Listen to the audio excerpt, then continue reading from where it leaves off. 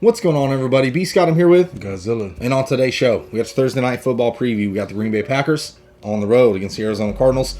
No pass catchers healthy for the Green Bay Packers, so that's going to be interesting to see. But still, a great game for a Thursday night game. I'm actually excited. And then we're going to be talking about our power rankings. Just a few teams that have shaken up based on last Sunday's performances. So keep it locked and loaded right here at the First Four Downs. You already know. Right.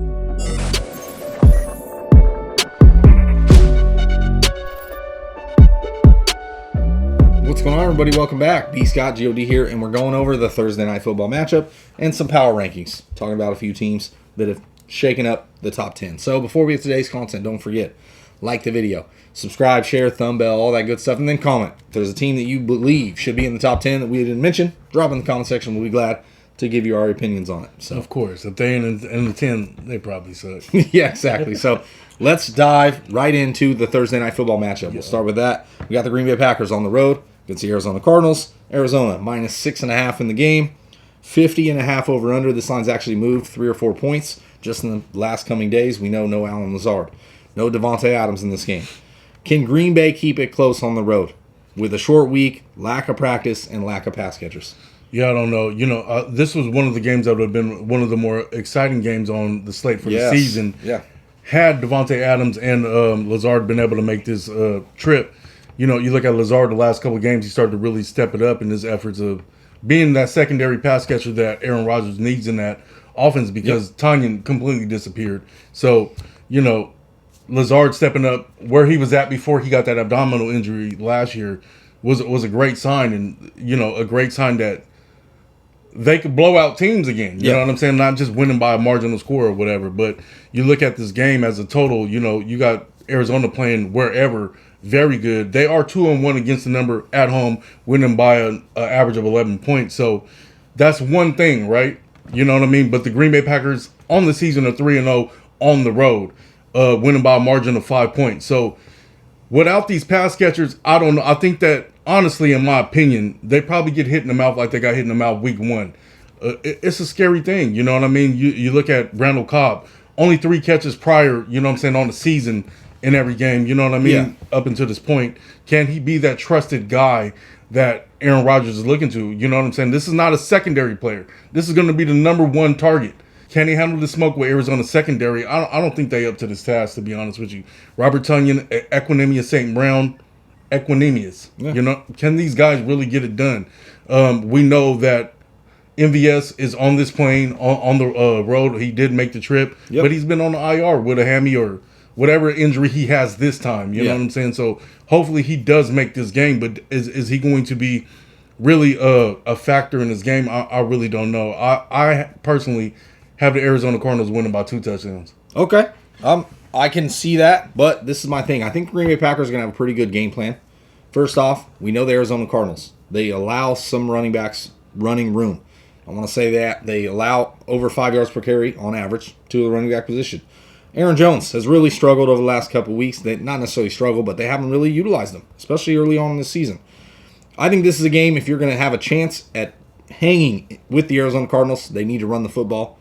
They need to be able to make plays, even if it's short yardage. And really, that's why I like Randall Cobb in the matchup, because I think Aaron Rodgers is the type of player that really likes to focus on players he can trust.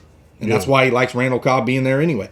And now that there's no one else, no Davante Adams there, I really don't see MVS getting 8 targets per game. You know what I'm saying? Something like that. I just don't see it. So I think Randall Cobb's going to play the short game. I think they're going to utilize the running backs heavily and very well to try and hang in this game and hopefully not just get blown out because Arizona can score in bunches. Yeah, they really can. So, and, considering, J.J. Watt is out for this one, maybe they're a little bit hopeful for the running game. But if they're getting blown out, at halftime, it wouldn't surprise me that they sit Aaron Rodgers, they sit Aaron Jones, and this is an A.J. Dillon game. Okay. You know what I mean? Yeah. I really can see that happening. But, the thing about it is, Arizona's playing at a different speed right now.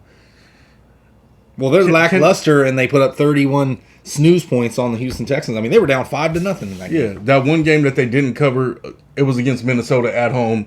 And, Minnesota's offense was in full health at that point. I don't know if Green Bay can handle this. Yeah, I'm right there with you. I don't like the 6.5 personally. I know the money line's probably pretty high. It's a Thursday night game. I probably wouldn't be playing this game anyway if you were betting. But I'll tease the 6 for Arizona. yeah, I have Arizona winning the football game handedly because the Green Bay Packers are hurt. And I would not be surprised if Green Bay pulled this out. I really wouldn't. Trust me, I'm telling you, I wouldn't be. But I think Arizona's going to get it done at home because Green Bay is going to struggle in some sort of aspect with the pass catchers. And Arizona has played the tight end position very well. So, yeah, there's a high expectations with Robert Tonyan doing a lot of work. But Bob Tonyan, Big Bob Tonyan. We have not seen enough on the season for me to, be excited about it. Yeah, I think going into the next week, the Arizona Cardinals will be 8-0 and still number 1 in our power rankings. Okay, yeah. So we'll move on to the power rankings. Yeah. Obviously, Arizona's still our number 1 spot. They beat the Houston Texans handedly. Didn't look necessarily great to start the game, but they put it on strong and they can score. The Texans were who they thought they were. Of course. So we're okay there. We got the Tampa Bay Buccaneers moving up to the number 2 spot. They're just soundly winning football games. And then on top of that, their defense is getting healthier. And you're starting to see them make plays on the field. And going into Tampa is, you better bring your A game. The best game you ever played because they're smoking people at home. Yes. And they got a tough matchup this week. Yeah, they haven't beat Saints in 2 years. Yeah, they owe them an ass whooping. Don't get me wrong. They really do. But I think it'll be a little bit more of a closer score. Okay. And then number 3, we got the Los Angeles Rams. They really just hung around with the Detroit Lions and gave them opportunities to score points. Did McVay feel bad stay in the game about golf? I guess understand. They hugged afterwards. They hugged it out, But the Rams are who they are. They're a very good football team. Their defense isn't as advertised. That's my worry for them trying to get to the Super Bowl. That defense doesn't scare me at all. They have some great playmakers. Don't get me wrong. Jalen Ramsey pulled off an interception. Yeah. They still have Aaron Donald, but they are giving up a lot of yards and a lot of plays. So we got them at the number 3 spot. And then at the number 4 spot, we got the Dallas Cowboys. Yeah. They're on bye last week. They're playing great football. Hopefully Dak, isn't too hurt and he's ready to play. They got the Minnesota Vikings. That's another good matchup to be watching. And the Dallas Cowboys are at the 4 because they've just played great on both sides of the ball. Yeah. Green Bay, we got them at the 5 spot. Moved Baltimore out of the 5. They took the tough loss, but Green Bay's playing good football, good enough. And honestly, this week it's going to be hard for me to necessarily move them down too far because they are playing the number 1 spot and they're without their pass catchers. Yeah, outside of that number 1 game, week 1 in Jacksonville, they've been playing lights out. You know what I mean? Winning by 5 or more, and at home they've been dogging people out. So Green Bay, that's been clockwork. Number 5 in the power rankings. Yeah, of course. So Buffalo Bills, our number 6 spot. Once again, they were also on bye. Yeah. Lost to Tennessee. They get the Miami Dolphins. This is a definitely get right game here. So Tua playing very well lately, but come on, man. Yeah, it's going to be a blowout of epic proportions. They beat them 35-0. Deshaun Watson he sees. The 35-0 they beat the Miami Dolphins here in week 2. So obviously Buffalo Bills at the number 6 spot. Number 7, this is where we got the Baltimore Ravens. Moved down a couple spots.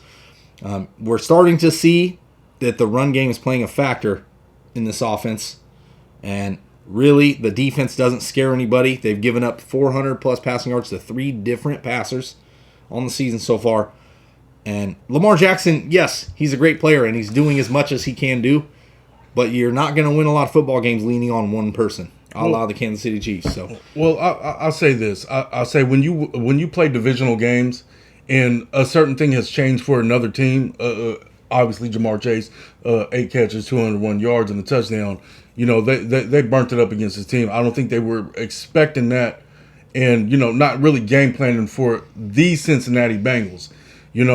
When you have these divisional matchups, these can go either way. But, cheeks were kicked in this game, and Baltimore should be on the prowl coming back with a vengeance. Yeah, of course. So we got to move down to the 7th spot. Yeah. Our number 8 spot, Tennessee Titans, moved up a spot, knocked off the Kansas City Chiefs handedly. The Chiefs look just terrible. Yeah. So we'll talk about them in a minute. But the Tennessee Titans look great. They're rounding into form.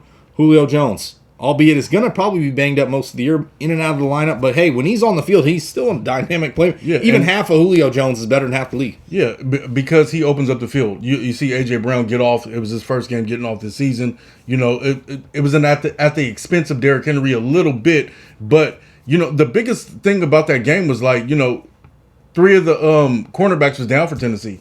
And they still got it done. Patrick Mahomes and company just didn't look like they were ready to play any game, even if it was Madden. I don't know what's going on with Patrick Mahomes. I think I do, but, that Kansas City Chiefs team need to pick it up here very soon. Yeah, we already know if you $500 million. if you can get home on a 4-man rush on Patrick Mahomes, you are going to win that matchup 9 times out of 10. Yeah. We know this. Las Vegas Raiders did it last season. That was the early loss that they lost to. We know what happened in the Super Bowl. Yeah. You know, if you can get after Patrick Mahomes with a 4-man rush, it's gravy. Get them to run backwards, you win the game. Yeah, of course. So Tennessee's up in our rankings to the number 8 spot. Number 9, we moved Cincy up. We had them just on the outside. Yeah. We got to move them up. Knocked off Baltimore Ravens very handedly. They have 2 losses on the season. Yes, they lost to the Bears, but they barely lost to the Packers. They're playing very good football and leading the division. Yeah, and given the Chiefs the Chiefs or, the Chargers should be in the spot. Cincinnati is playing very good football, you know what I mean? That's all it is to it. Even if, Joe Mixon ain't playing well, Samaje Perine is playing well. Jamar Chase is playing like a different animal. Yep. Trusty Slot and Tyler Boyd, which isn't fantasy relevant, but he still moves the sticks. Mm-hmm. Rashard Higgins, they getting it done over there. CJ Uzomah, and backed by LSU Tiger, Joey Burrow. They doing their thing over there, They deserve to be in the top 10, and that's all it is to it. Absolutely. We got them at the 9 spot. Now we go to the number 10.